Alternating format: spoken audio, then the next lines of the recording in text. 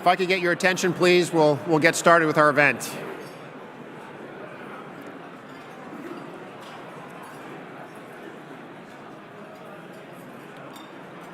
Ladies and gentlemen, if I can get your attention, we'll get started.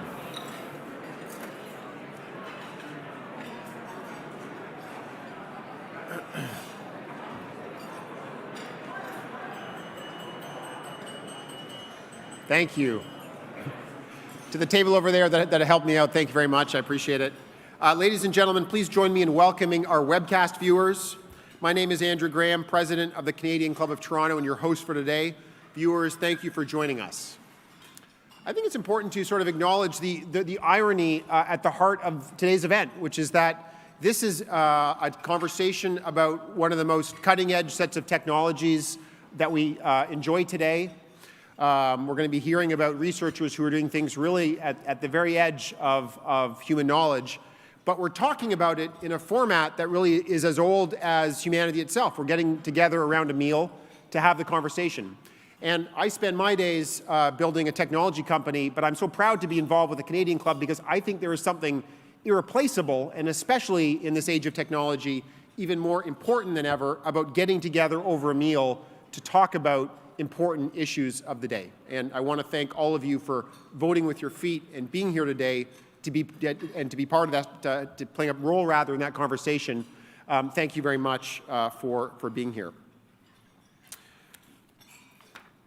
I just want to thank as well the sponsors who make events like today possible. We have PwC represented by Diane Kazarian and TD represented by Rizwan Khalfan. Thank you both very much.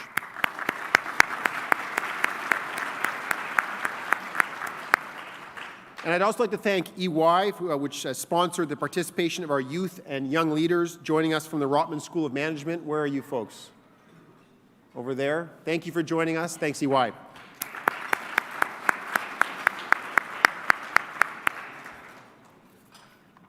Now let me introduce our speaker. Artificial intelligence is very much a part of our lives, whether we realize it or not. It's no longer something that we talk about as a technology that's going to hit us in the future. It's very much part of our day-to-day. If you've looked at your news feed today or your Facebook feed today, or you've taken Uber or Lyft or a technology like that, you've used AI very explicitly. The Vector Institute is an independent, nonprofit organization. It drives excellence and leadership in Canada's knowledge creation and use of AI. The Institute leverages AI to foster economic growth and to improve our lives. It's on a mission to attract global talent to drive research excellence in deep learning and machine learning. Leading the way is Ed Clark, who's chair of the Institute. He is well recognized as a visionary business leader and innovator. After retiring as group president and CEO of TD Bank Group 4 years ago, he has dedicated his time to enhancing Canada's economic position. This included serving as the former Ontario Premier's business advisor. He's received a long list of honors throughout his prestigious career. Most recently, he was inducted into the Canadian Business Hall of Fame for his outstanding professional achievements and enduring contributions to Canadian society. After Ed speaks, Dr. Garth Gibson, the Vector Institute's first president and CEO, will sit down with some Vector leaders to answer questions. So please be ready to pose them to the panel and to Mr. Clark. It's a very accomplished panel. I can tell you from even the conversation over lunch, the IQ level on this panel and on our head table is really approaching the stratosphere. I was a little nervous sitting down for lunch, given the bios of everyone at the table. And I'm really excited to be hearing from the panel. Let me give you a brief sketch of the biographies of the people who will be on it. First of all, Dr. Gibson returned to Canada at the start of the year to take on his role as the president and CEO of Vector. Previously, he served in many leadership positions with Carnegie Mellon University in Pittsburgh. Toronto is lucky to have him back. He'll be speaking with Dr. Marzia Ghassemi, a faculty member of the Vector Institute with a PhD from MIT, with a focus on machine learning in healthcare. Dr. Alan Asparu-Guzik, another talented Vector Institute faculty member, who is also the Canada 150 Research Chair in Theoretical and Quantum Chemistry at the University of Toronto. Dr. Raquel Urtasun is the Uber ATG Chief Scientist, head of Uber ATG Toronto, and co-founder of the Vector Institute. We couldn't be more thrilled to have these 4 AI rock stars here to share their insights with us today.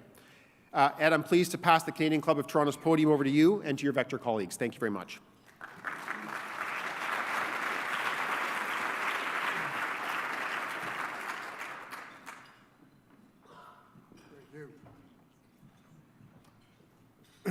Well, thank you.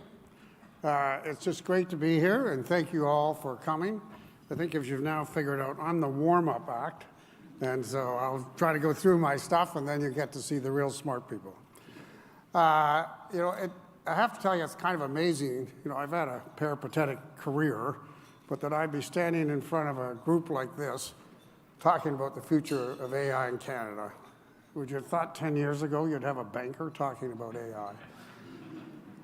And when I think back, it was just 2 years ago that Tomi and Jordan approached me and said, we've got a group of scientists, and they think we can do something unbelievable, create an institution that recognizes Toronto's center at the AI.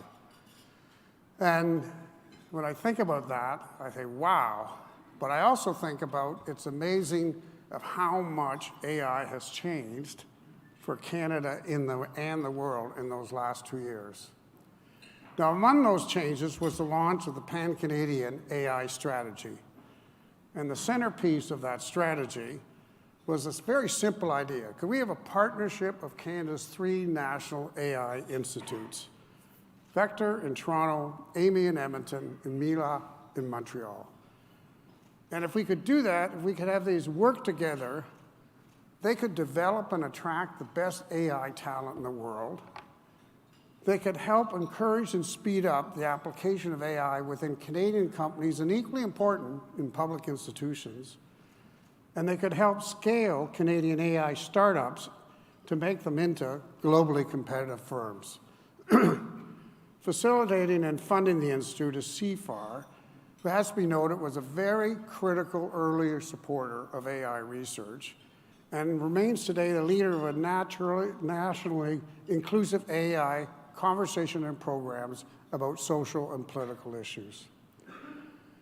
In the 18 months or so since the launch, truly the achievements of our 3 institutes, I think, are just remarkable. At the same time, though, the global competition has risen, and we must now turn our attention to what it will take to sustain the long-term success and solidify Canada's position as a world leader in AI. This means taking advantages of opportunities to apply the technology, addressing the challenge presented by them, and ensuring that the benefits of AI accrue to Canada and to Canadians. Let me start by talking about the creation of Vector, where I had a very small role to play, helping it get going. Vector's establishment was really truly a magic moment of collaboration. The Government of Ontario, the federal government through CFAR, and businesses large and small, and AI researchers all aligned behind this idea of creating a top AI institute in Toronto. And the amazing thing was how fast they made it happen. Less than 2 years later, Vector has tripled the size of its founding faculty and has grown into a community of over 240 AI researchers. We have Vector faculty members from 8 institutions across Canada, from UBC in the west to Dalhousie in the east. And Vector's affiliated research span another 6 institutions. We've also signed sponsorship agreements with over 40 industry partners from across the Canadian economy. On the screen, we put up the names of our sponsors. They're an impressive and visionary lot, and we are determined to make their investment not only the right thing to have done, which it was, but a very profitable thing to have done.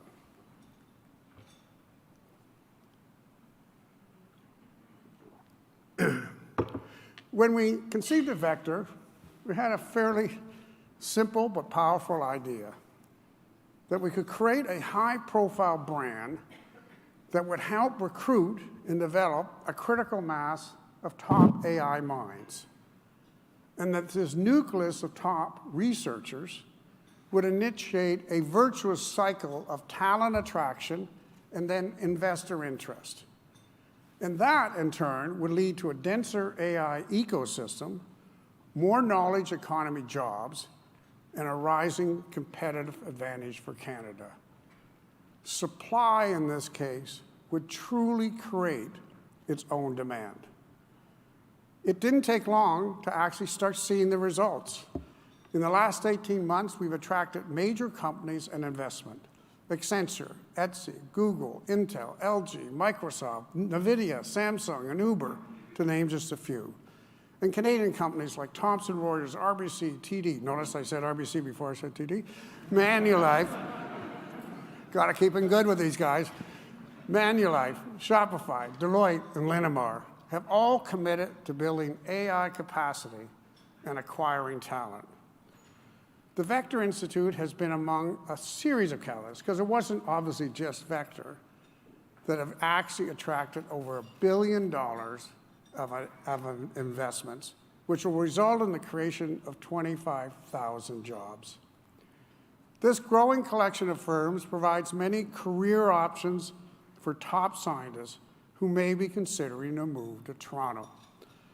Now, I have written elsewhere that some worry that attracting global firms will inhibit the growth of Canadian firms. I'm not going to dwell on this point, other than to say it's extremely hard to imagine that we can build a great ecosystem here that has none of the world's largest IT firms. Well, we've actually been in that situation. And what happened? It resulted in Canadian graduates heading south because they want to work in these firms. It resulted in what we know and talk about of the brain drain.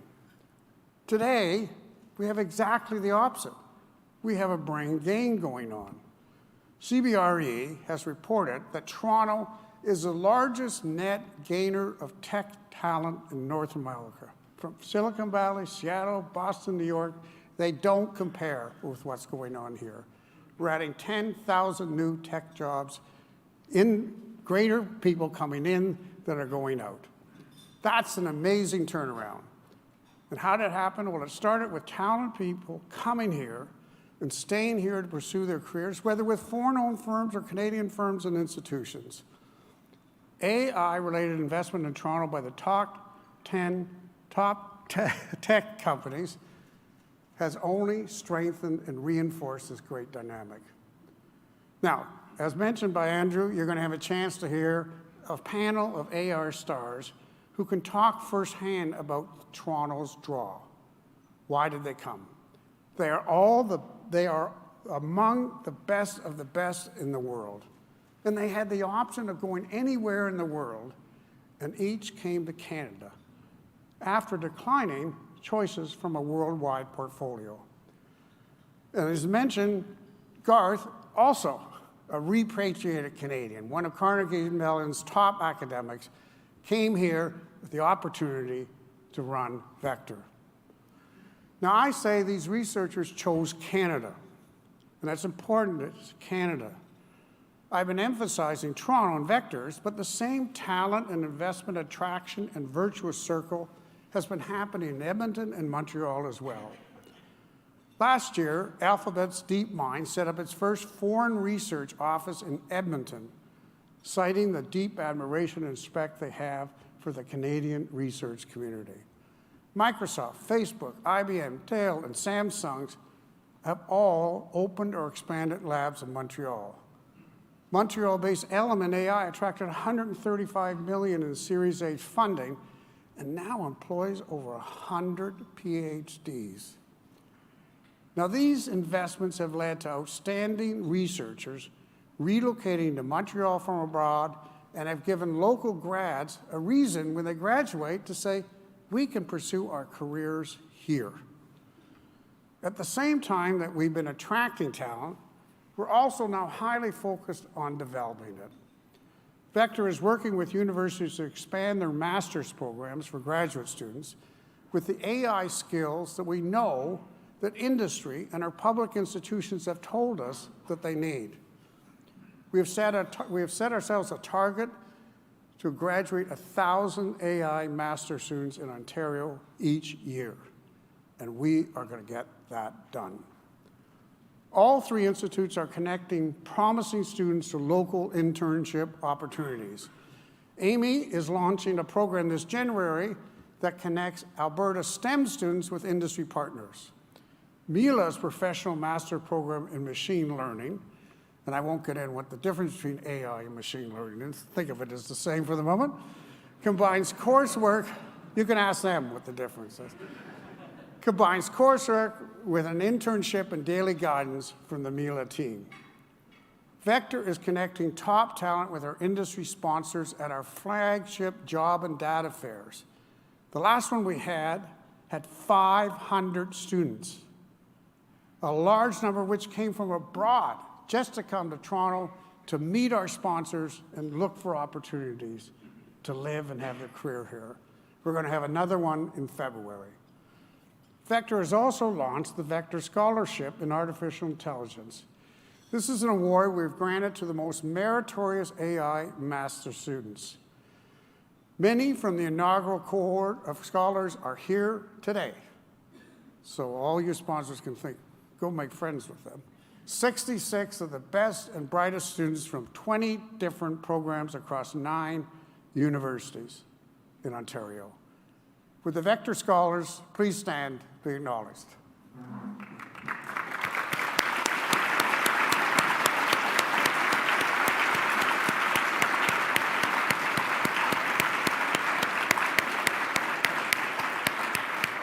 Our experience with these scholarships has been so successful that I'm pleased to announce today that we are going to make a long-term commitment to extend and expand the scholarship program. The second round of applications is set to open early next year.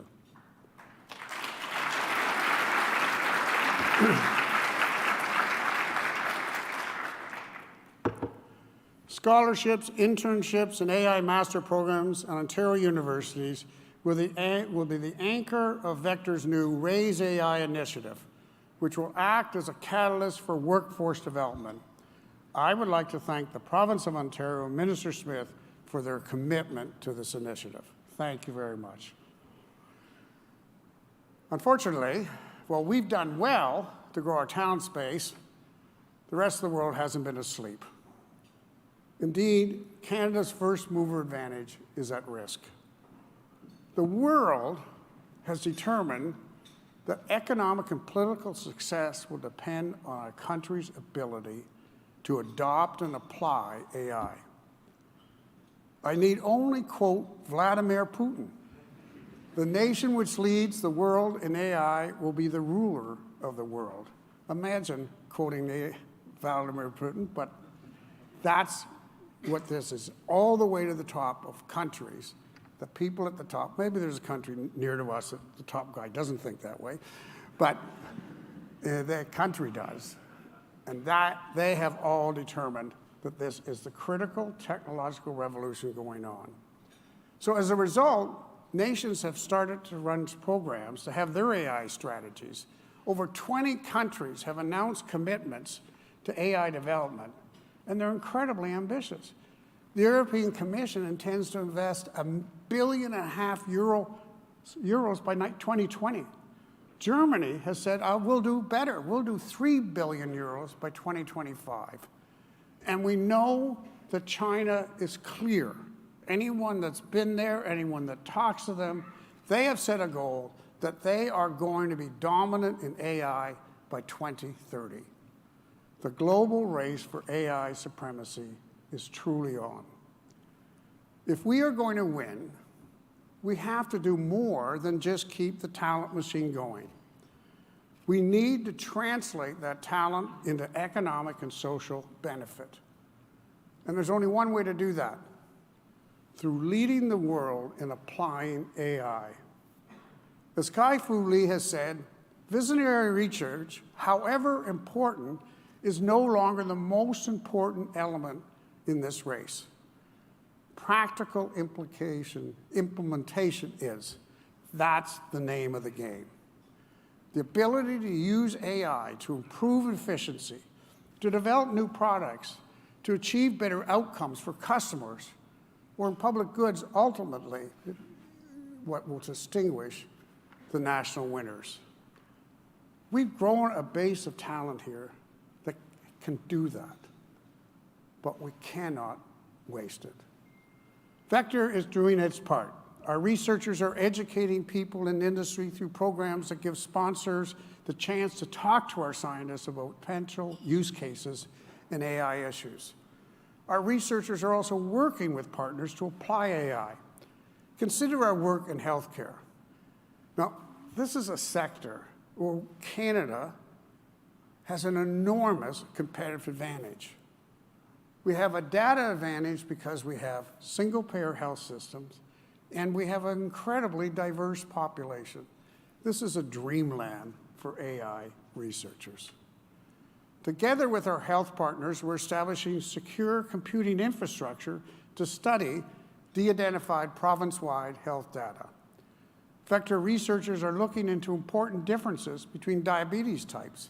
There may, in fact, be more than just two, and how AI can better predict patients' risks before they need to go to the hospital. Other projects include working with financial service regulators to develop protocols for AI use, and working with sponsors to determine ways in which they can jointly work together with us to tackle important societal issues like combating fraud or human trafficking. AI can make a huge difference in these areas. We need our companies and our institutions to experiment with similarly promising applications related to their core businesses. But unfortunately, one of the truths in Canada is we're not always so great at actually adapting technology. In many places, we're really good at the fundamental research, but we're not as good as other nations are at applying those researchers. We simply can't let that happen with this fundamental revolutionary technology called AI. An important goal that we have to do in terms of determining Canada's success going forward is the degree to which we're successful at fostering and keeping startups that commercialize AI research. Here too, unfortunately, we face a major shortcoming of Canada in the past years. That is the ability to scale up firms has been a fundamental economic challenge for Canada for some time. And helping startups grow is only the first challenge. We can't have our startups scale up only to be sold off and have their IP and talent leave to another country. Not if we expect to compete in this new leg of the race. Innovation begins in the head office, and the resulting economic benefits accrue to home countries, not host countries. If we expect to keep the economic benefits of talents that we're investing in, then we must create the conditions to grow Canadian firms to be world competitors and make sure that they stay here. So that means we need things like an IP policy designed to ensure Canada does get the benefits of its IP work. We need venture capital firms that can't just go a short way, but go all the way to creating these firms. We need public procurement policies that open up to smaller firms and don't just default to large firms. And we need to make sure that public data becomes an asset that small firms can easily access and use to grow. Canada needs to mobilize to crack the code of this core issue. And if we do that, we really can sustain our competitive advantage. Earlier I said that Vector started as a magic moment of collaboration among many stakeholders. Success going forward now depends on sustained commitments from all of them. Companies need to begin and continue to aggressively experiment with AI. Like most things in business, it really isn't about high-level strategies. It's about doing, failing, redoing until you finally get it right. There needs to be a commitment from top of every organization to make that happen. Using AI will be a competitive necessity going forward.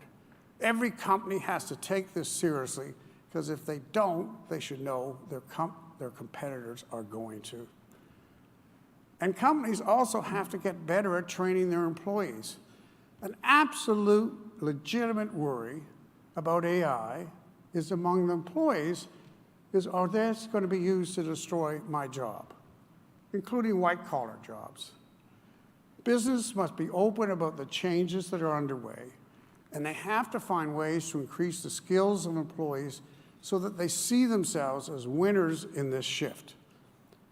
The burden of rethinking work roles and retraining has to be shouldered by companies. Governments can play a role, but the truth is companies and public operating groups are the ones that really have to take the lead. They're at the coalface. They know what new skills need to be developed. And for them to do that, they've got to understand what AI can and can't do, and they have to try to promote the idea and make it feel real that AI can take away the drudgery of work and actually make jobs more meaningful. Linamar CEO Linda Hasenfratz wrote a great article in the Globe. If you haven't read it, go Google it up. And she described how AI changed her company's competitiveness. And as a result of that, they actually were able to grow their workforce with a shift towards jobs that were more interesting and which they could pay more for those people to do those jobs. We should take that model and replicate it across all companies in Canada. Now, there are absolutely legitimate worries about AI, and they have to be addressed. They include destruction of jobs, the creation of undetectable fake news, the misuse of personal data or facial recognition software, decision-making tools that could reinforce societal biases, cyber warfare. When you list them, it's truly scary. These issues cannot be wished away. Just saying, stop the world, I want to get off, also isn't going to work. Our counterparts will just take advantage of our lack of competitiveness, and then we're going to have even greater job losses. So we have to figure out how to have a thoughtful response to these issues. Once again, I think Vector can play a small role here. Our scientists are citizens too, and they're acutely aware of these issues. That's why Rich Zemmel, our director of research, devotes his time to finding ways to prevent algorithms from reinforcing biases. It's also why Mila developed the Montreal Declaration for Responsible AI, one of the leading documents guiding the ethical development of AI research and applications. But our institutes can't do this alone. We all have to be aware of the potential negative applications and figure out how to deal with them. For the government's part, Canada needs smart, proactive policy regarding AI. There is a gap, a fundamental gap, between policymakers and technologists.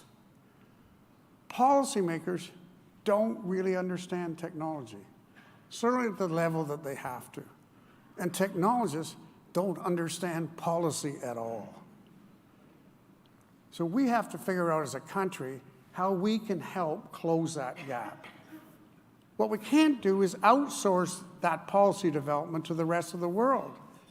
We as Canadians have to be architects of our own destiny and find solutions that reflect Canadian values. And so what will we need from governments? Well, we're going to need them to help have well-informed AI policy. And we're going to need them to continue to invest in the education. And we're going to need their continued support for our institutes so they can attract top practitioners and their families from around the world. And we need to continue to have immigration policies that welcome talented people from everywhere. The great news that I sense our political leaders actually get this. The three institutes have had extensive conversations with these topics with provincial governments and the Government of Canada. And they get the need for a long-term strategy. including support for the 3 institutes and for the computing and data infrastructure that supports AI. They also recognize, though, the need to aggressively deal with the issues around AI if they are to maintain public support for the technology. Our leaders in Ottawa have specifically underlined their determination to do, quote, what is necessary to keep Canada's first mover advantage. That's exactly what we need, gritty determination to do that. I'd like you to come away from today with a few key messages. There is incredible reason to celebrate what Canada and our institutes have done so far.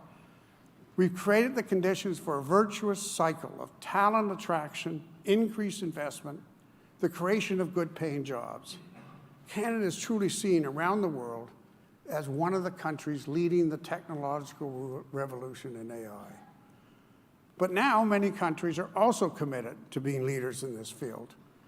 The big powers all see this as a critical element in their future. In order for us to achieve our potential and solidifies Canada's place as a leader, we need to make a serious long-term commitment to keeping the talent machine going. We need to commit to applying AI in public and private institutions.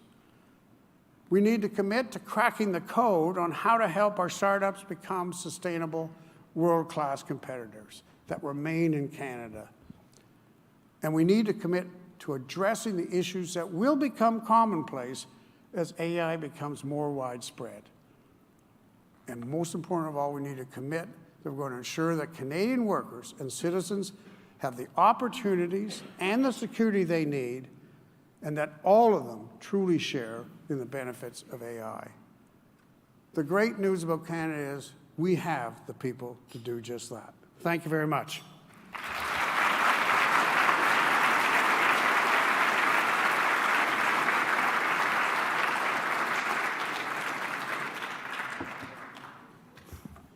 I'll do that.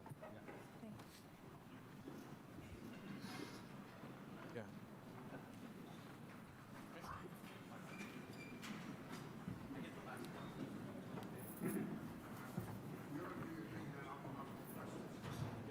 Okay.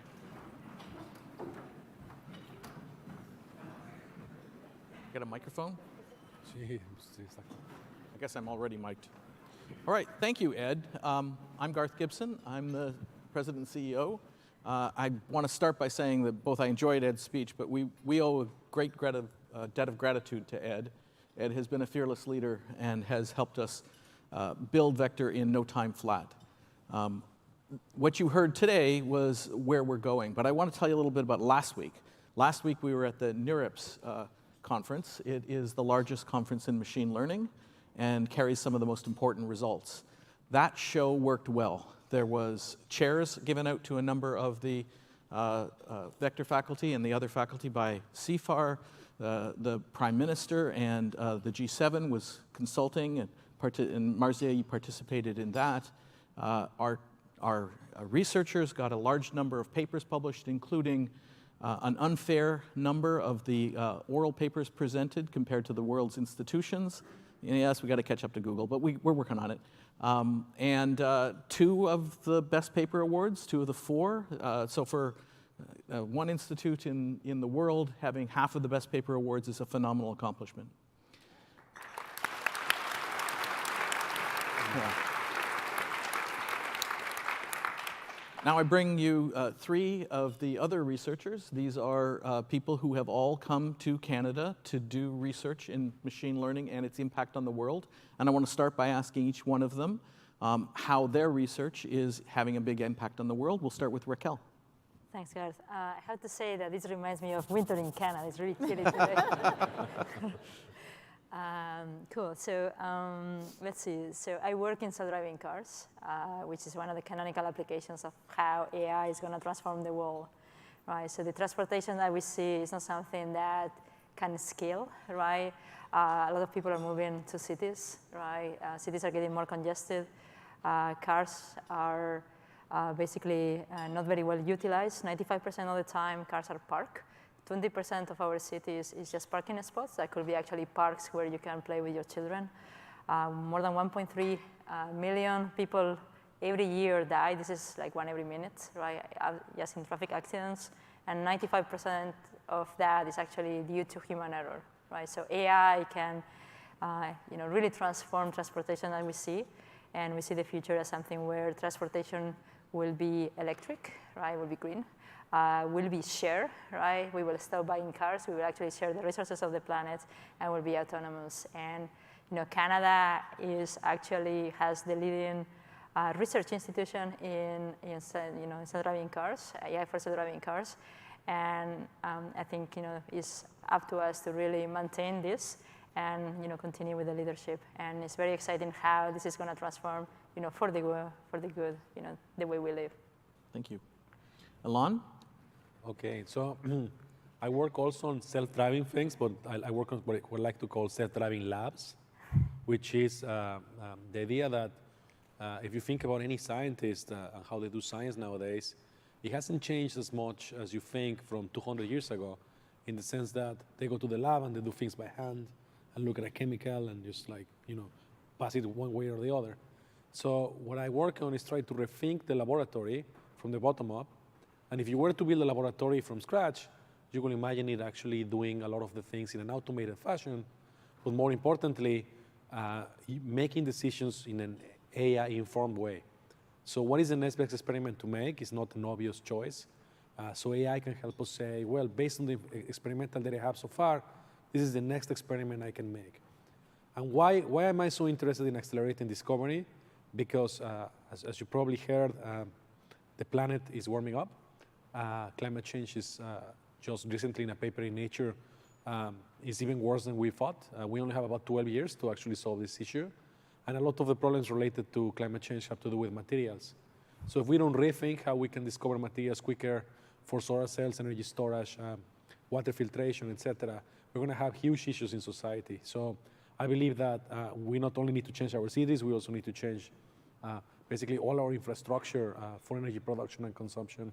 And that will require AI, and discovery is a piece of it, and that's what I'm focused on. Thank you, Alon. Marzia?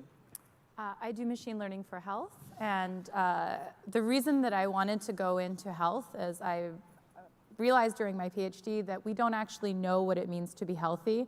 And what I mean by that is we define being healthy as an absence of interactions with the healthcare system. So you're healthy when there's no data on you.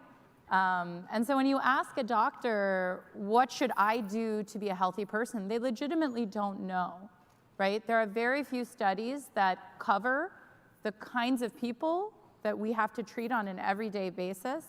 And so when you're asking a doctor to make a decision about what sort of treatment works best for a person who looks like me, or Alon, or Raquel, or Garth, they actually have very little evidence to rely on to make that judgment.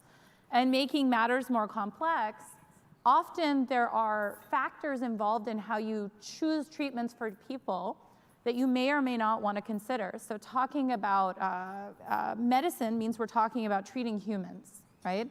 And as Ed said, having an inclusive healthcare system is very important because humans are biased, doctors are humans, so doctors are biased, which means when you're treating an individual, you may be biased in how you provide their care. But there are also, it's not simple. You can't exclude gender, you can't exclude race, you can't exclude age like you can for hiring a person, because those variables could be really important for deciding what treatment to give somebody. And so being able to take all of the data about an individual and say, conditioned on everything I know about this person, this is the appropriate kind of treatment, and it'll lead to these better long-term health outcomes, is really impactful. Okay, thank you. I have a couple of questions here. So how do we see the current job description changing as companies adopt AI more? Job distribution changing? Well, I think Ed already addressed this with the quote from Linamar's experience, and that is that while you may automate some functions, you create opportunities for the people in the companies that understand what the company needs to do to innovate and to have more exciting and interesting jobs, and they have done that by automating without losing jobs and perhaps paying more as a result. So that's what I hope happens. I do believe that there'll be rough spots along the way, and I agree that the companies need to be engaged with thinking that through so that their workforce comes with them and the public as a whole. What does a future where AI has reached its potential look like? What do you think the future looks like when AI has reached its potential? Raquel? Thank you for putting me first on the spot. I guess the question is, what does it mean for AI to reach its potential? Right? I think what we should think of is, where do we want this world to go? And how do we, make it happen, right? AI is one of the components that seems to be one of the weapons to get us there, right? But there might be some other things on the way. I think the world should be a world that is, where everybody actually has access to all possibilities, and every single person focus on what they are good at, what they like at. And there is no more, I'm a privileged person, therefore I have the opportunity to do that. I hope that the world will look like that, and I hope we can do something to make that happen. Marzieh? I think that AI is a cool tool. I mean, it's machine learning is obviously something that I find really interesting. But just as we've been talking about, trying to separate out, this is really cool research from figuring out how it's most impactful in practice.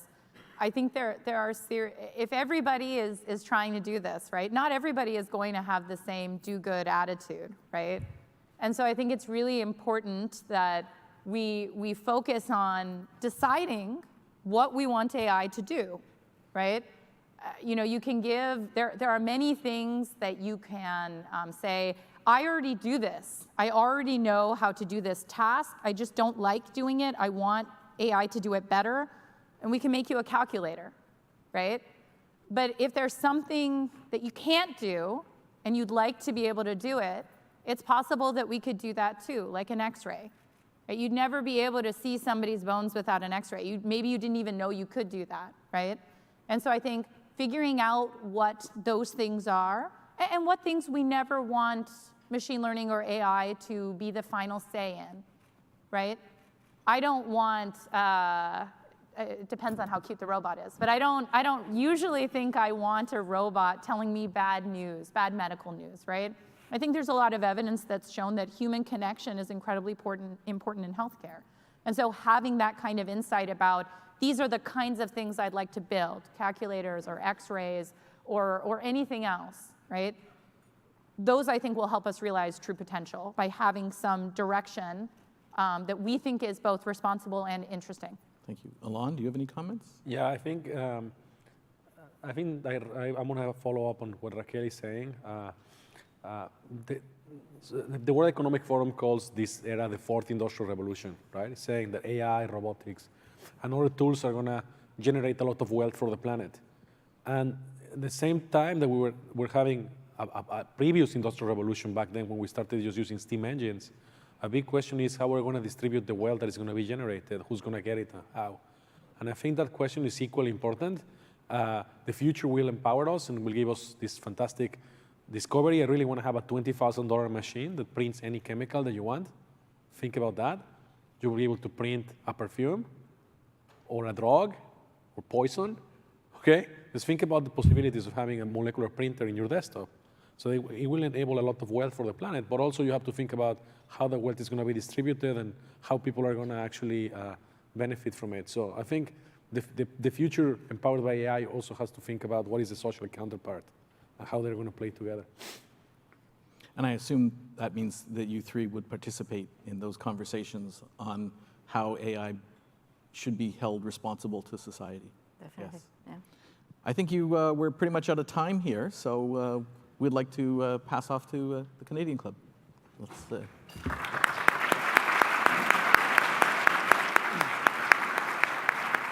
Thank you. Thank you for that terrific conversation. I think we could have, I'm sure there's many of us that would love to go a lot longer and hear more from all of you. Thank you for your work, and thank you for choosing to come to Toronto and for choosing to come to Canada. It's a it's really terrific that you're all here, and sorry about the winter that's about to come. Thanks again to you.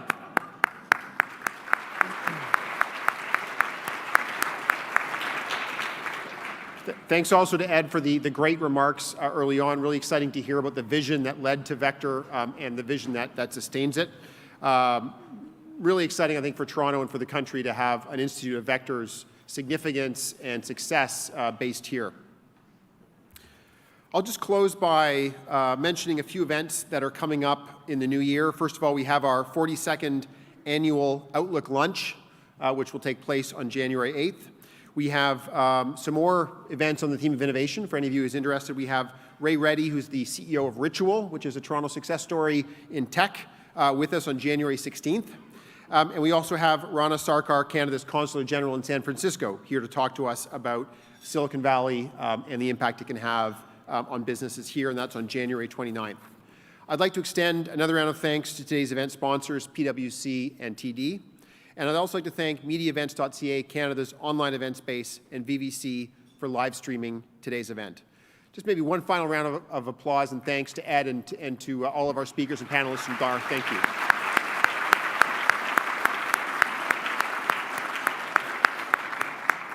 And finally, thanks to all of you for joining us today. Enjoy the rest of 2018. Enjoy the holiday season, and hope to see you again in 2019. Thank you.